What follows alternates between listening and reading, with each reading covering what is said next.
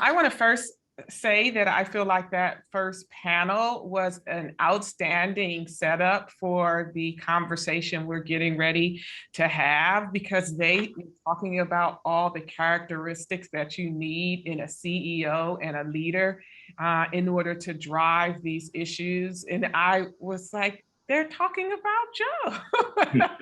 I've been singing your praises, I will tell this audience, ever since I had the welcome opportunity to meet and engage with you. So we're getting ready to have an outstanding conversation with Joseph Bay, the co-chief executive officer of KKR. He joined KKR in 1996 and has been with the company ever since. So that obviously means that he has been elevated to roles of increasing importance in the firm. He was the architect of the very successful expansion plan into Asia, really creating the blueprint for how you engage in that type of expansion. He serves on the firm's Inclusion and Diversity Council. He's active in a number of nonprofit boards. And I know the panel's words resonated with him because he believes that diversity is in fact a business imperative. And that's the way we should position that conversation as a CEO. Diversity is a business imperative and extremely important to him. And I was going back and looking at, some of the posts that you've done, and one that really resonated with me, 2 quotes I'll share with this audience is, leaders are demanding more of themselves. I love that. And I believe that exemplifies the type of leader you are. The other quote is we, and that is KKR, are focused on creating a best-in-class workplace with diverse talent. And the panel talked about the importance of diverse talent. So, I think those highlight, the type of leader you are, particularly around these very important issues. Before I talk granularly, of course, around diversity, equity, and inclusion issues, I want to just give a little highlight around your career. You started in 1996 and are still with the company some 20 plus years later. I've got to imagine that the demographics of the company has changed dramatically since the time you walked into KKR to you now, of course, being at the top of the ladder. So tell me a little bit about that journey, particularly when you think about it through the lens of issues of racial equity and diversity, equity, and inclusion. Great, thank you, Lisa, for having me today, and it's a real honor to be on this conversation. The KKR I joined back in 1996. I joined as one of 2 analysts that were hired in our New York office, and I was one of only 2 Asian Americans in the entire firm back then. And in the late 80s and early 90s, Asian Americans were considered a significantly underrepresented minority group on Wall Street writ large, whether that's investment banking. Certainly in the private equity and alternative space, there was very, very little representation of Asian Americans on the street. And, that was a real eye-opener for me, stepping into an environment like that. But I think over the last 25 years of my career at KKR, one of the reasons that I think we have had really, really great success as a firm is, we have intentionally each year focused more and more on this issue of diversity. And we frame it in the context, as you said, of, getting the best human capital, the best talent in the world to be part of our firm. And that talent is distributed everywhere. And I think our ability to actually intentionally focus on recruiting, retention, and representation has really created meaningful competitiveness for our firm in terms of attracting great young talent, as well as senior talent into the organization and keeping that talent engaged. So what started as a journey with almost no Asians at KKR back in 1996, beyond myself as one of the co-CEOs, Asians today represent close to 28% of our professional workforce at KKR. So a very, very well represented, obviously racial and ethnic group at KKR. And that's been a huge draw for talent, quite frankly. I think our firm really does have the ability to go on campuses, to business schools, online recruiting, with a message around diversity as being a strength of this organization and something we're being very, very intentional about. Absolutely. And this credibility piece is really important. And it's also true that just diversity begets diversity, right? It is much easier to bring people and to create a sense of belonging when there's already a community there. But I did, since you mentioned it, want to focus in, because you talked about talent is everywhere, and we focused on recruiting and promotion, because when you got there, of course, the talent wasn't there. And so explain to me a little bit more about that. How was KKR able to be intentional around making sure they tapped into all of the available talent? I think we really tried to do two major initiatives in terms of our own recruiting at KKR. I would say the first thing we did was, if we were to hire mid-level to senior level investment talent or professional talent, we became very, very focused on making sure that slate of candidates had to be diverse, right? So you couldn't just show up and say, I need to hire a principal or a director in the specific seat and show up with 5 white males as candidates, right? Working with our headhunters, working with our recruiters, our own internal teams, making sure that every one of these mid to senior level hires had a diverse set of talent to look at. So we make sure we are going out into the marketplace with that perspective. At the more junior ranks, which is quite frankly where most of the hiring at KKR happens, we had to really think about how do we increase the funnel of talent. When I joined KKR, the entry level position was 2 to 3 years after college graduation. You would have worked for a couple of years on Wall Street at JP Morgan or Goldman Sachs or Morgan Stanley, gotten trained there, and then you would join KKR at the very entry level position. That created a very, very different kind of junior talent funnel for us. So what we have done really in the last 5 years are a couple of programs. So we still hire directly from the banks after a couple of years. That's still a program. We instituted for the first time 3 years ago, we started hiring directly out of college instead of 2 to 3 years out of college. And more recently, we've now implemented a college internship program your junior year summer to get to that talent even earlier. And it's really that broad base of junior talent. Today at our firm, if you look at analysts and associates, which are the most junior ranks, I think the number is 47% of that population cohort is white. The majority, 53% of that cohort, is non-white. And that's where most of the people are actually at the junior ranks at our firm. Yeah. So at every level, we're seeing more and more pipeline of talent that we've been able to recruit. But in order to do that, we have to create these other levels of joining KKR and more junior levels, and then training those people ourselves to be successful. And the other big thing is an investment in technology. 10 years ago, our major recruiting would be us going onto campuses, visiting the Ivy Leagues, visiting Stanford, visiting MIT, and doing a reception on campus and interviewing people there. Today, with technology, our ability to get our messaging across, our websites, our proactive engagement with universities and colleges, we recruit from over 200 different colleges now in the United States, not the Ivies plus. Right. So we get a massive amount of inflow of resumes that we've never seen before, quite frankly. And that's a huge part of the opportunity to drive diversity, at that entry level. And the theory for us is, it's a big base of junior talent that gets winnowed out, as you get more and more senior to make it to partner over time.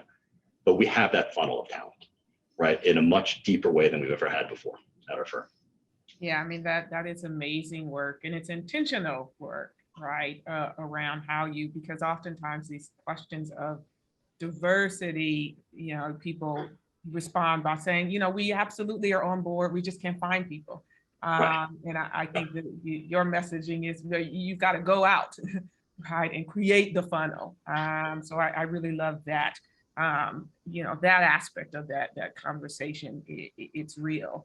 The other thing that you often hear, and I think the panel was talking about this, is about networks and relationships and the importance of those in this diversity discussion, and certainly in this kind of belonging and inclusion discussion. In your view, why is networking, why are kind of relationships, why is that important? And, how do we, I know you've used the term bend the curve on those types of issues? I think for a lot of different reasons. I mean, there are so many great organizations today that can partner with organizations like KKR to find that great talent, diverse talent in the world. So when I was a junior in college, I was actually, in a program called SEO, which is one of the great organization that feeds talent, college talent in internships to Wall Street. And again, 25, 30 years ago, there were very, very few Asians on Wall Street. So I had the great fortune of going through that program. It's probably one of the strongest partnerships we have in that space. My boss, Henry Kravitz, the founder of KKR, is the chairman of SEO. We have 3 of our partners on the board of that organization. 5 of my partners at the firm are alumni of SEO, where we've pulled great minority talent over the years. But there's Twigo, there's Women Who Invest, Women Who Code. There's terrific organizations that have their own networks, right? And their own reach into different talent pools around the country. And we want to be their best partner in getting first access to that talent. And then I think there's, when you're coming out of college, and if you don't live in New York City or you've never worked in finance, a lot of these young people don't know, where they should go, right? They don't know the reputations and the cultures of a lot of these firms. And for us being able to recruit now at 200 different schools, we have ambassadors, right? We have people from the University of Texas, Austin. We have people from Vanderbilt. We have people from all these colleges all around the country now who could actually describe, right, what it's like to work at KKR. Yeah. And that being able to tap into that alumni base and having people who've actually gone through our programs as analysts, as associates, as principals, it's a tremendous network effect in terms of word of mouth, in terms of real credibility building. Yeah. And certainly that you mentioned it, but just to highlight this use of technology, too many, I think, firms are recruiting in the same way they were recruiting, in 1996. Right. Now I know the pandemic has changed that, but certainly I think you're right to say, the reach, the potential reach is so broad, and that helps. So, certainly one of the issues with regard to, race and diversity is just bringing the numbers up and being intentional around finding talent and bringing them in the door. But as you and I both know, sometimes the talent comes in the door and leaves very quickly. So tell me a little bit about promotion and retention, and how you think about those issues. Yeah, I think it's a combination of different things, but in a firm like ours, which is obviously an investment firm, it's a merit-based organization. And we have to be really, really good at making sure our promotion decisions are aligned, obviously, to performance. And, that's kind of the bedrock of our business, right? So we have kind of biannual reviews of every single person in the organization, a very, very thorough 360 review at year end, both written, online, and interview-based, depending on your seniority. One of the things we've now done as part of that review for our partners is a specific assessment on DE&I in their business unit. So it's one of the measures that we actually evaluate our partners every year on. And a big part of that is not just recruiting great talent, but it's the retention of talent, right? It's the making sure our diverse employees are successful and that there's mentorship, that there's real coaching. Yeah. And a lot of times, it's the simple things, like you got to make sure people feel included in the workplace, right? They can show up and really feel included, because that drives retention more than compensation sometimes. Yeah. And it's maybe counterintuitive, but when we do our engagement survey of our employees every year, you would think that Asians would have a high engagement score because there's so many of us now at KKR. Yeah. But it's actually, one of the lower scores. And it's one of the things we focused on in the last 3 or 4 years is how do we make our Asian American population feel more included in the workplace, right? So it's not always obvious where some of the issues are, but you need to be able to measure it. And when you get the feedback, you have to actually take action on it. Yeah, I was going to follow up to ask, people talk a lot about, mentors, sponsors, and how best to ensure that people are included. And I just want to make sure we kind of understand that piece, because I think it is very, very important. And what you just raised, like you can have the numbers and still not have right the sense of belonging and inclusion. So I feel like the first thing you said is first you just got to get the information. We can that just because the numbers are there, everyone is feeling a certain way, and then you got to respond. Is there anything else you would say around how do we increase this effort around inclusion so that people stay? Yeah.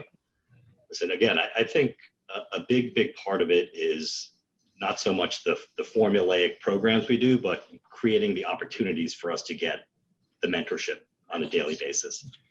So in the last several years, we've obviously tried many different things around retention, given the workforce challenges.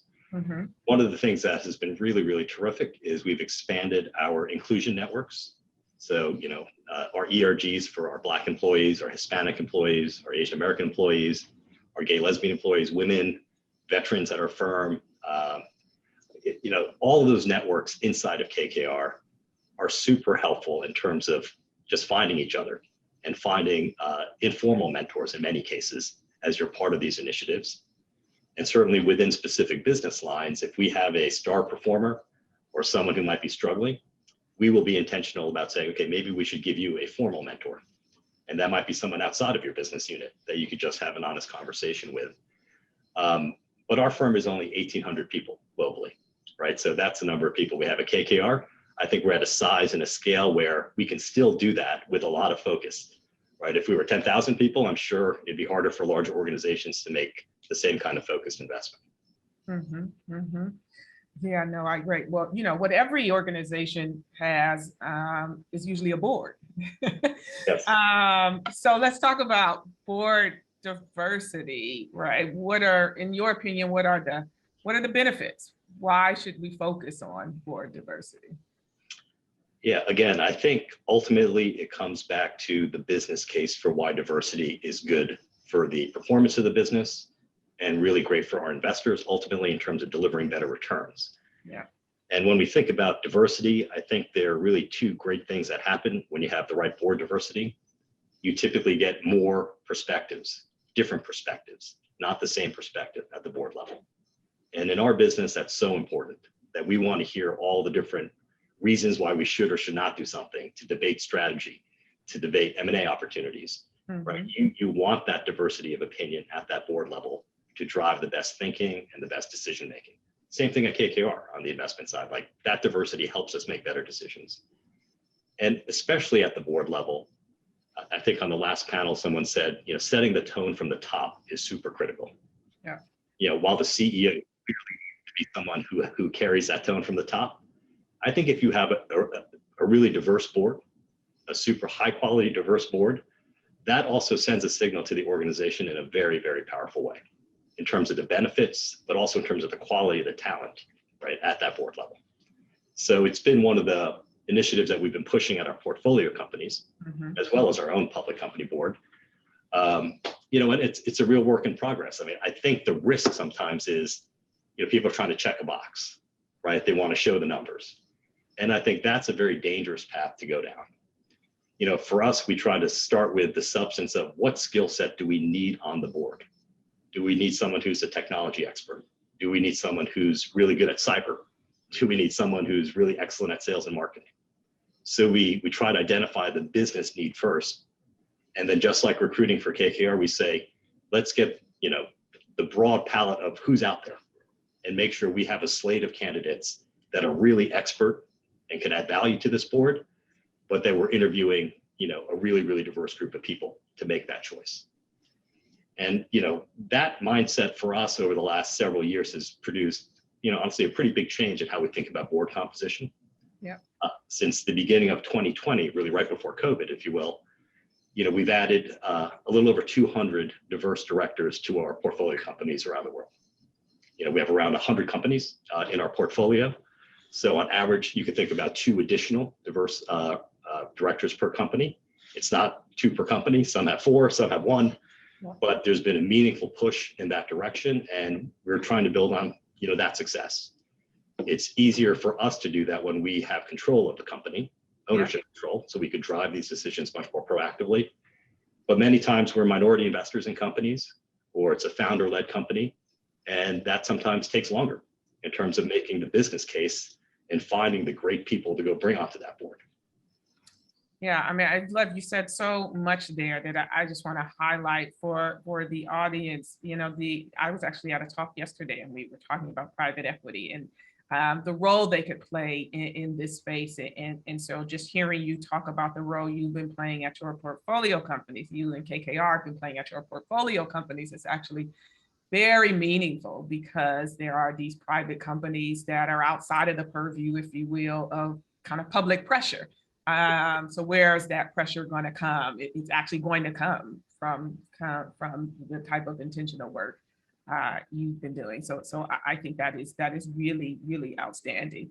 The other thing I just want to highlight, because I want to ask you a question about it, is this, you know, making sure you get the right people and pivoting around, you know, how do you really intentionally conduct a board search, right? In ways, I think both that you find all of the available talent, but that you potentially change the narrative. I think because the certainly last panel talked a little bit about backlash and this concern of resistance. You just talked about this checking the box. So I just wondered if you want to say a little bit more about kind of I feel like you guys have been successful in trying to change the narrative. And it's really and I think in engaging and minimizing the backlash because of that. So can you talk a little bit about that? I think what we try to do, and again, this comes to data and technology a little bit, which is advanced quite significantly, but you know, for us, we do business with all the major search firms, you know, around the world, whether it's recruiting for KKR or hiring management team or senior management teams at our companies. And that now also includes board searches. So we have ongoing dialogues with all the major search firms about great independent directors, both diverse and non-diverse, right? Mm-hmm. And we have some firms, quite frankly, that specialize in specific skill sets, like technology or sales and marketing that we work with. We keep a database now of all those candidates, whether we put them on a board or we don't, right? So we will interview candidates. We'll say, we think these are the strengths and weaknesses of a candidate. And if we wind up not putting them on a specific board because they're not the right match, we don't forget about that profile, right? We have that name now that we can revisit for the next company that we invest in. We meet thousands of companies every year in the course of our business in private equity. We meet thousands of CEOs, we meet thousands of founders, thousands of CFOs around the world, right? Many of those are diverse candidates, and we want to have those people in our database too. Yep. Saying, you know, we may not invest in that company for a lot of different reasons, but we may say, you know what, if we find this type of profile, this CEO would be an excellent, you know, outside independent director for a portfolio company of ours. So we've used technology, you know, databases in a much more, again, intentional way, but one where we're creating scale in terms of our ability to create these diverse slates. We ask all of our directors and all of our partners to come with recommendations, right? If you know people, you know, you all have different networks in different markets, different industries. You know, we're relying on those referrals from most of our director placements, actually, not the headhunting firms. It's the people that we know internally, our CEOs of portfolio companies, and saying, this is the profile of what we need in terms of skill set, value add. Do you know anyone who can help us? And that's been very, very, I mean, we put over 200 directors on in 2 years. So it's been a lot of work. Yeah, it is. And it aligns with what the prior panel was saying about, you know, this is an ongoing process. It yes. is, you know, it's not a one shot deal. I want to pivot for just a second. Well, first I did want to say, because to let the audience know, we talked a little bit before about our conversation, and one of the things that resonated with me is when you said we need to alter our language. You know, when I asked you, you know, how do we minimize the backlash and resentment around this? And you said, you know, we really need to alter the way we speak about this. So I do want you to say a little bit, what do you mean by we need to alter our language around this issue? Yeah. I mean, again, I think the vocabulary we try to use, and which we really believe is the fundamental business case, is that we are in the business of talent. We want the best talent That's going to lead to the best decision making, the best investment processes, the most robust debate around ideas and how to invest. And it's just going to make us better, fundamentally. And it's going to help us recruit, especially in this next generation of talent. If we have a really robust, vibrant, diverse firm, we're going to have a competitive advantage from a business standpoint. And that's why diversity is so important, right? I think when people roll their eyes, it's usually when people think we just need to do this because there's public pressure or anything else. And if you talk about it in those terms, I think it's going to fail internally. Yeah. I think if you talk about it in terms of, we're going to get the best people anywhere in the world, to work at KKR, and it's going to make us that much stronger, I think people get excited about that. Yeah. Yeah, no, I think that's absolutely true. Now I just want to pivot, because one of the other things we talked about is, lots of attention around the gender racial wealth gap, and what we can do, to try to close the gap. And just wanted to hear your reflections, from the private equity space about what we can do. Again, I think in this area, KKR itself with 1,800 people, is probably not the most powerful way to drive this. Mm-hmm. I think really through our portfolio companies around the world, mm-hmm. that's really the primary way that we can move the needle in terms of racial equity and this wealth gap that you're referring to.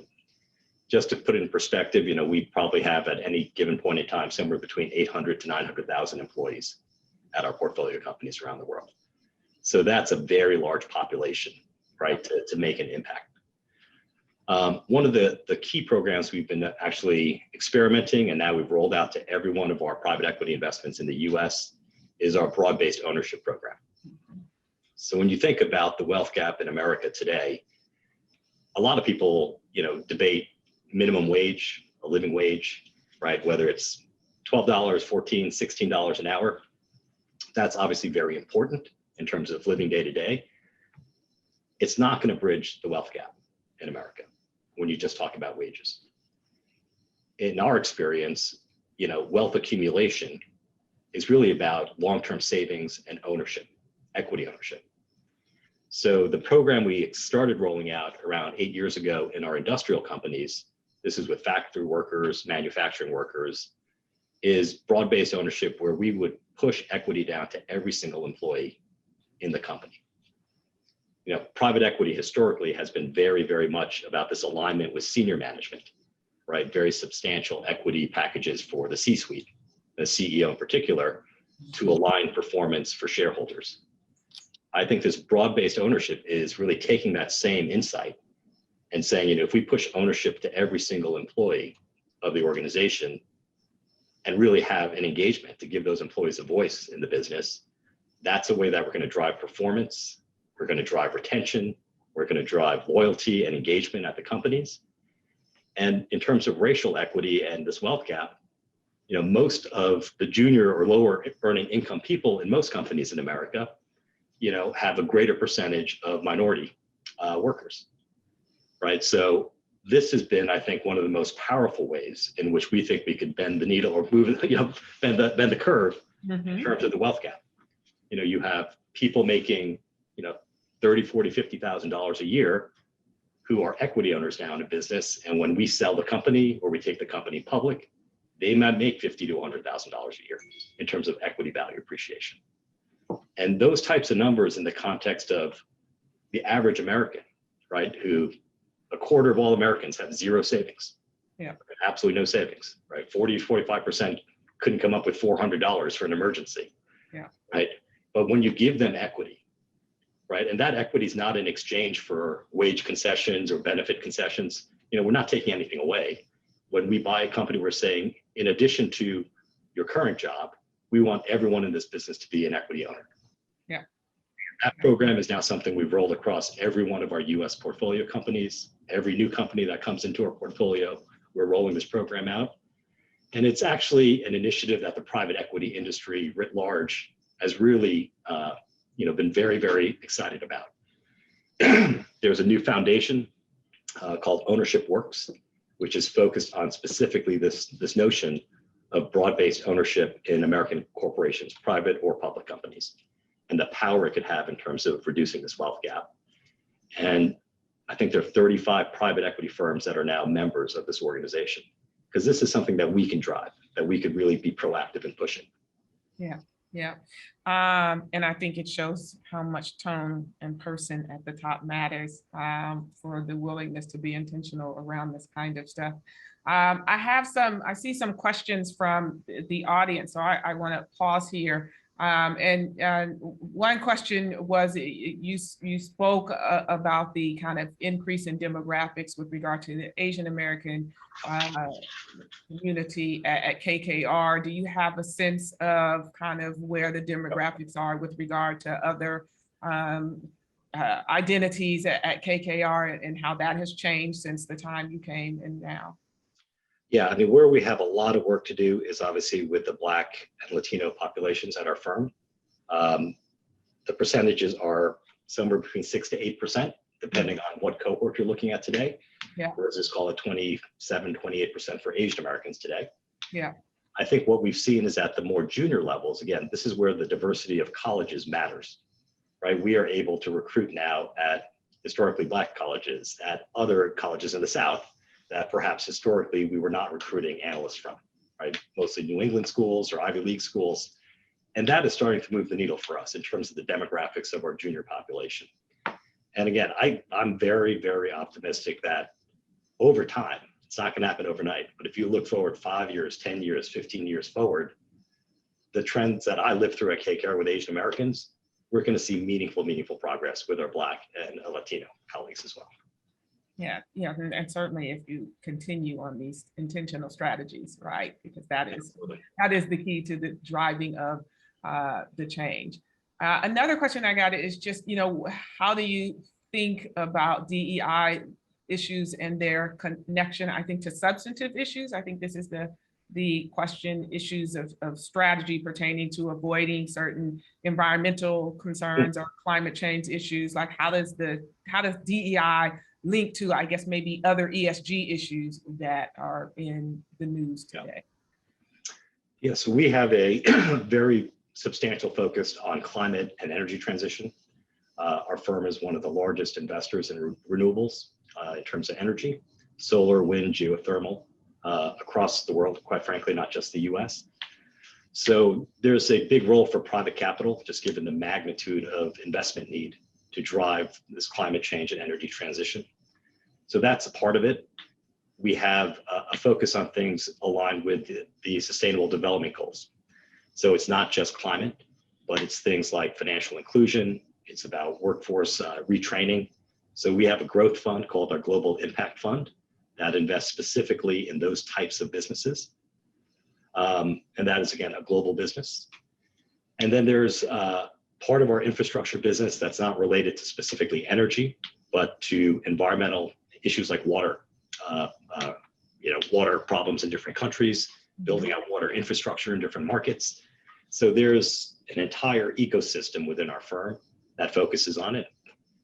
If you look at one of our investment committee memos, as we do the business due diligence and we're underwriting the business case, there is a parallel process around diligence on ESG issues, whether that's environmental, whether that's labor issues, supply chain, where are you getting your products from, who's servicing these companies, reputational risk and regulatory risk. So the ESG framework in which we invest has really become quite formalized and ingrained in how we think about investing anywhere in the world, quite frankly. Yeah, and I think, certainly the DEI pieces it's a part of the ESG framework, but I think many people have come to believe that, without the board diversity in leadership, it's hard to kind of drive some of these other, and I think you are a testament to that. One interesting question, and I actually have the debate about this often in my class around diversity and the case for diversity. Because while I think that on the one hand, there are many people that feel like, the business case, diversity has a business imperative, and that's what we should focus on. There are other people that say, no, there's actually just a moral imperative, and why can't we use that as a driver? Any thoughts as to, why we have to why we can't talk about diversity in terms of moral issues. Is it problematic, or do you have concerns if that's the weight of the conversation? Listen, I think diversity is great in that it's certainly on the right side of the ledger in terms of moral issues. How you implement your diversity practices, I think, though, to be long-term successful, have to really make your business better and drive your business forward in a positive way and build on culture, build on inclusiveness. And those are very powerful things when you think about retention of talent and recruitment of talent. I was raised, my mother is a Presbyterian minister and a social worker. My grandma's a minister, my uncle's a minister. So this moral argument has been a big part of the way I've grown up and my values. But again, in terms of the business context, I think what's more powerful is to say we're doing this because it's absolutely the right thing for our business to be doing this. Yeah. And certainly I'm a have your cake and eat it too kind of girl. So I feel like it's both. And certainly we can speak around meaningful lines with regard to both of those issues. Now we're getting lots of questions. All right. Okay. One question here is, the Equity to Employees project sounds quite promising. It sounds promising to me. I've already said that that may be my next scholarly project. So I'm very excited for you to have given me that tip. And you said this would not come at the expense of salary. Can you say more about how that's plausible, pitching to the firms where going private transactions often involve significant reductions in workforce and other issues? How do you kind of square those two? Yeah, I mean, this is not meant to say that we would never ever drive efficiency, programs that need to take place in a underperforming business. But what it does do is it kind of level sets when we buy a company, saying you're all owners with us. Yeah. Right? And again, this is an absolute commitment. It's not a replacement for wage growth or wages. It's not a replacement for benefits that you have today. A lot of our companies have unionized workers, so this is even for unionized workers. Something on top of what they already have in their union contracts. And our experience over the past decade with this program is the intangible things it drives around retention, engagement, right, loyalty to that firm, absenteeism rates. In industrial businesses, we've been able to tie this back to safety incidents, right? It's a really, really powerful tool and a great motivator for a workforce. I think the other thing it does, quite frankly, is great word of mouth for us. When we're competing to buy a business, maybe it's another private equity firm, maybe it's another corporate buyer, and that workforce and that management team is thinking about what would life be under a KKR ownership versus a different firm owning it. Mm-hmm. It's an incredible opportunity for us to showcase why we might be a better owner for that business and for the employees of that organization. But you can't just give them the equity and not do anything.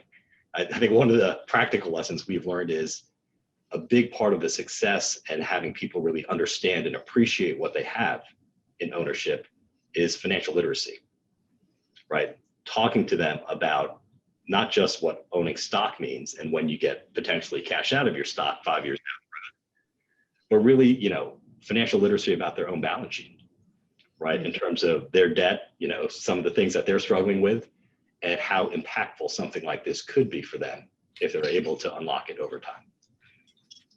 Yes, absolutely. And I know that there are many companies involved in kind of thinking about financial literacy and, ways in which we can address it. Did you mention before that statistic about people not having savings?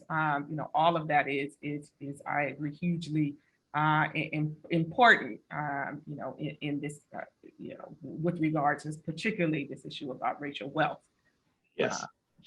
And how we close that gap. I want to make sure that we stay on time. So I just want to give you the opportunity, if you want to say any final words or any final thoughts. Well, thank you, Lisa, again, for having me on the call today. I think this is a really, really exciting moment in American history, honestly. We are taking these issues, I think corporate, just like in COP with the environment and climate, I think there was a clear leaning towards the corporate private sector needs to do more to lead on climate change. I think on issues of DE&I think corporate America, certainly the private equity industry, is taking it extremely, extremely seriously today. And we're doing it for all the right reasons, both moral reasons, but also business reasons. And I'm optimistic again. I know there's so many people pessimistic about we're not moving fast enough, but I really do believe that over time, right, it's not going to happen overnight. I think we need to be patient and do it the right way. That America writ large, the private equity industry, we're going to see meaningful change in terms of the composition of our own workforces, in terms of how we're dealing with our portfolio companies and portfolio company boards. And, I don't know a single participant in my industry who's not talking about this and really wanting to get on their front foot about these issues. Yeah. Okay. I said I wasn't going to say and ask anymore, but I just want to, and my follow-up is just this, we have seen moments where there seems to be a national conversation about issues like this, and then they kind of peter out. Right. Are you hopeful that, what makes you hopeful that this time there's not going to be a petering out and there really is going to be long-term attention to these types of issues? I think it's some of the things that we talked about today and also on the last panel. I think if you have a diverse board, this is something we talk to our board about every board meeting, is diversity. It's part of our operational metrics that we report to our board. It's, quarter to quarter, is on our internal diversity, the diversity of our portfolio company boards. There's real focus, and we have engaged conversations about this as part of the regular rhythm of how we operate KKR and our portfolio companies. And as we now have started to include this for our senior partners as part of their annual review process, right? How successful they are in this whole DE&I project and initiative, it's forcing behaviors to change. It's forcing engagement to change, every year. And that's tied ultimately to our year-end compensation, obviously, these review processes. So we're trying to put in structures that make sure this doesn't fade away, that it's constantly in front of our organization, our leadership team, and our board to talk about. Thank you so much. I'm hopeful too. I teach a class in ESG, and I tell people, sometimes there's a lot of focus on the E and the S, and people think that the G doesn't belong. But what I say is the G is imperative. Absolutely. That is the governance. That is the structures. That is the board. That's the making sure we have the policies and the practices for ensuring that this is a long-term commitment and that there's some accountability for kind of checking back. Right. First year, second year, et cetera. So the G is actually a critical part of the E&S. The G has to drive and hold accountable the E&S. And I think you just said that better than I did. So I hope everyone will join me in thanking you, for first this conversation today, but more importantly than that, for what you're doing on a day-to-day basis at KKR to drive this change. So thank you so much. Much appreciated. My pleasure. Thank you, everyone, for your time. Appreciate it.